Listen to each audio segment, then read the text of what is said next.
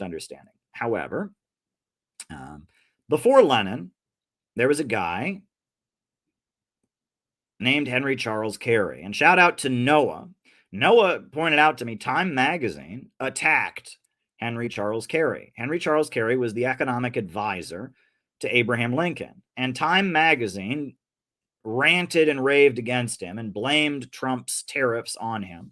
And Time magazine did a stupid, ignorant hit piece on Henry Charles Carey. But Henry Charles Carey was an anti-slavery economist who opposed the practice of slavery and explained how slavery was a backward, primitive, barbaric, brutal thing that was propped up by the British Empire, and that it was the British financial system that was responsible for the preservation of chattel slavery in the U.S. South. And Time magazine tried to deny that that was the reality. They claimed it was a conspiracy theory that the British supported the slaveocracy of the South, which is absurd. It's very well documented. The British wanted to send their navy to break the blockade of the South. They wanted the cheap cotton. When we hear about slaves picking cotton, who were they picking it for?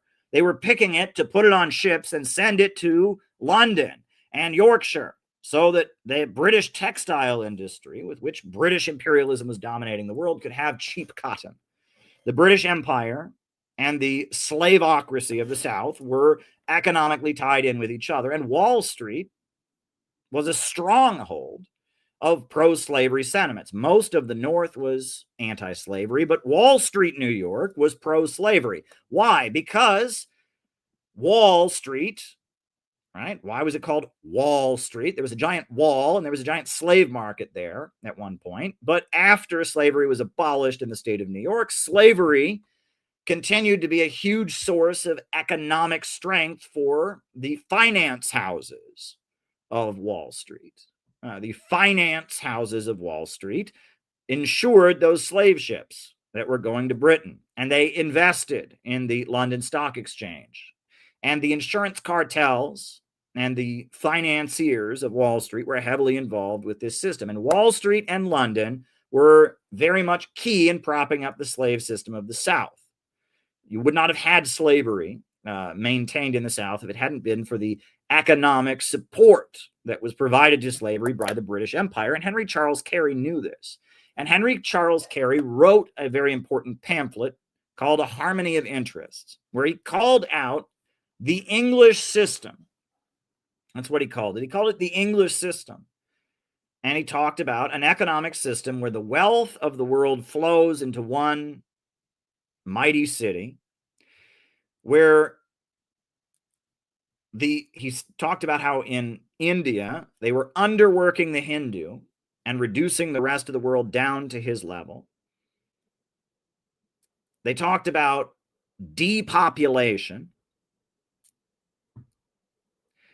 and that dominating the world via a mighty navy, controlling the trade routes in order to enrich one mighty city, this was the English system. Henry Charles Carey argued against it, that there was the American system. And I should just read to you.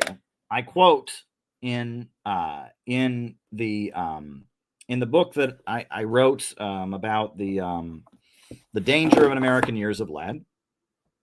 I quote what Henry Charles Carey wrote. The way he ended his very powerful pamphlet about the English system versus the American system. So I will just read it to you. I might as well, right?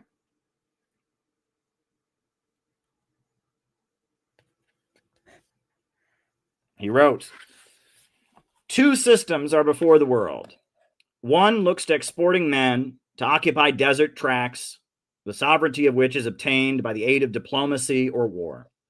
The other to increasing the value of an immense extent of vacant land by importing men by the millions for their occupation. One looks to the concentration of wealth and power in a great commercial city that shall rival the great cities of modern times, which have been and are being supported by aid of contributions, which have exhausted every nation subjected to them. The other to concentration, by aid of which markets shall be made upon the land for the products of the land, and the